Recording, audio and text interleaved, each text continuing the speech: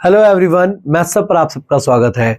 आपने profit and loss के questions करे होंगे तो वहां एक बात आप सब जानते होंगे कि कभी भी प्रॉफिट परसेंट या लॉस परसेंट निकाला जाता है तो वो हमेशा कॉस्ट प्राइस पर ही निकाला जाता है। लेकिन कभी कभी किसी क्वेश्चन में आपको प्रॉफिट परसेंट या लॉस परसेंट सेलिंग प्राइस पर दे दिया जाता है तो हमें एक्चुअल प्रॉफिट परसेंट या लॉस परसेंट निकालने के लिए कहा जाएगा। तो ऐसा ही एक क्वेश्चन आपके सामने लिखा है।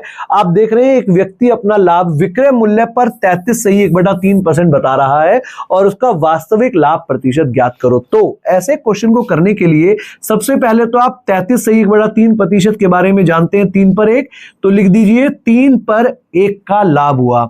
लेकिन यहां ये जो 3 होगा, एक तो ठीक है यहां प्रॉफिट हो गया, लेकिन ये जो 3 होगा ये सेलिंग प्राइस ही होगा।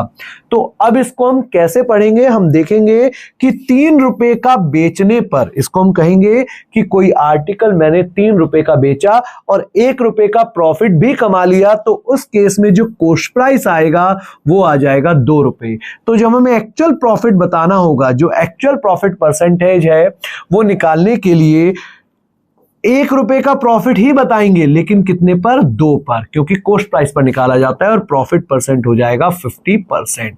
उसी तरह से अगर क्वेश्चन आपको लॉस का बोला जाए कि अगर लॉस है सेलिंग प्राइस पर 60%, तो सबसे पहले तो आप देखिए 60% का मतलब होता है 5 पर 3 का लॉस। तो यहां ये 3 तो ठीक है लॉस है, लेकिन 5 क्या होगा? सेलिंग प्राइस होगा।